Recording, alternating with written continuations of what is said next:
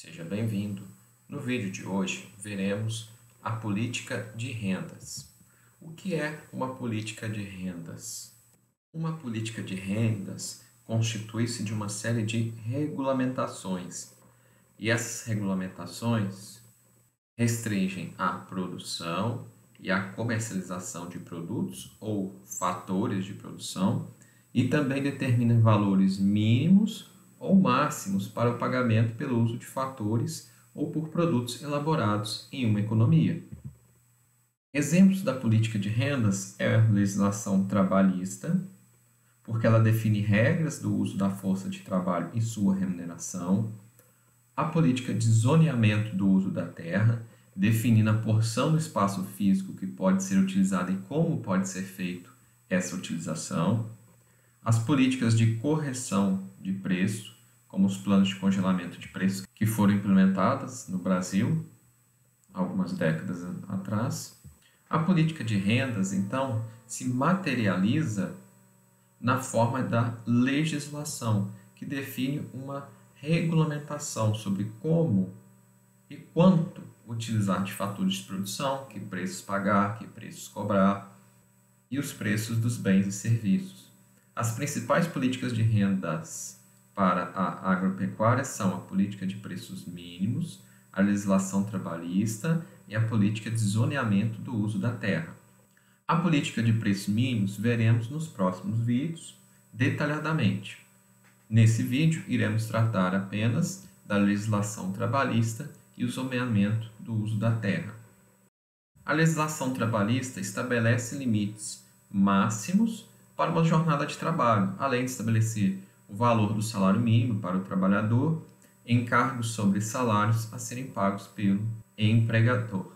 O salário mínimo foi definido pelo governo federal em 1942 pela consolidação das leis do trabalho.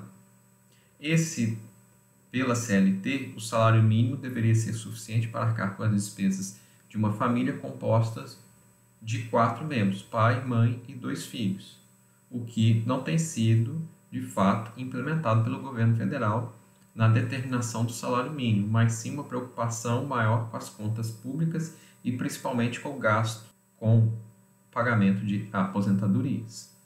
Sobre o salário, incidem vários encargos legais, como o pagamento do FGTS, que equivale a 8% do salário pago, sendo esse recurso administrado pela Caixa Econômica Federal, depositado em conta específica para o trabalhador, e compõe um fundo para sua demissão ou aposentadoria. Também é permitido ao trabalhador que saque esse valor em algumas ocasiões especiais, para a compra de moradia, por exemplo.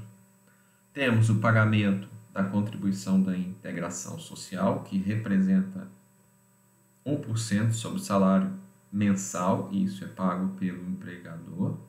Esse PIS é cobrado sobre certas organizações sem fins lucrativos, mas empresas comerciais e industriais não pagam o PIS sobre a folha de pagamentos, mas pagam sobre o faturamento.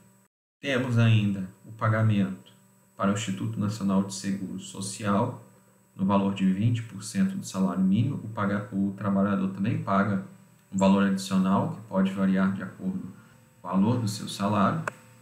E esses recursos vão compor um fundo no futuro para a aposentadoria desse trabalhador. Ainda aos encargos do pagamento de férias e 1/3 de abono de férias por ano, e o pagamento do 13º, que equivale a 8,35% do salário mensal. Tantas políticas de zoneamento da terra irão determinar como deve ser feito o uso do solo, tanto urbano quanto o solo para a produção agrícola na zona rural. No caso do solo urbano, o município deve legislar sobre os tipos de construção, seja habitacional ou comercial, que seriam permitidos naquela determinada área, a altura máxima da edificação, o recuo mínimo da construção em relação à calçada, e assim sucessivamente. Para o proprietário rural, a política de zoneamento da terra mais importante é representada pela legislação florestal, que separa dentro da área do produtor 3 áreas. A primeira área é a área de preservação permanente, que é aquela nas margens dos cursos de água, topos de montes, áreas muito íngremes, as quais devem ser mantidas com vegetação nativa e não podem ser usadas. Temos posteriormente a reserva legal, e essa é estabelecido um percentual da área que deve ser mantido com mata, do qual não é permitido o corte raso, ou seja, sua retirada completa, mas sim uma exploração sustentável. Ao contrário da APP, que não é permitido o seu uso de forma alguma e não há um percentual mínimo na propriedade.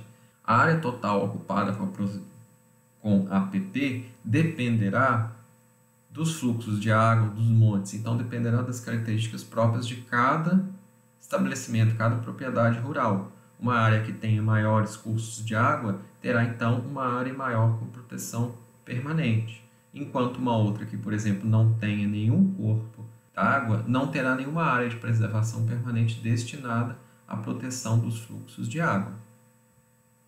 Também deve ser considerado os topos de montes, por exemplo, regiões, áreas. Então, teoricamente, se uma propriedade é plana e não possui nenhum corpo d'água, ela não terá que ter área com proteção permanente, mas deverá manter uma área mínima com reserva legal, que dependerá do bioma em qual essa propriedade está inserida, seja Cerrado, Mata Atlântica, bioma amazônico.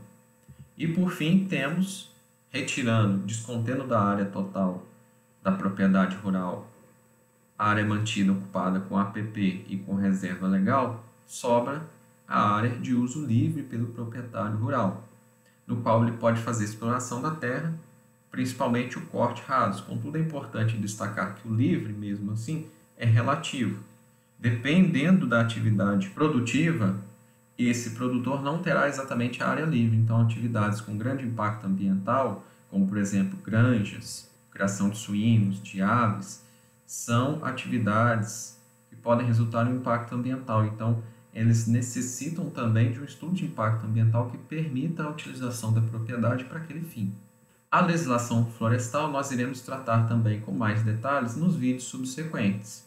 Ficamos por aqui, agradeço sua companhia e até a próxima.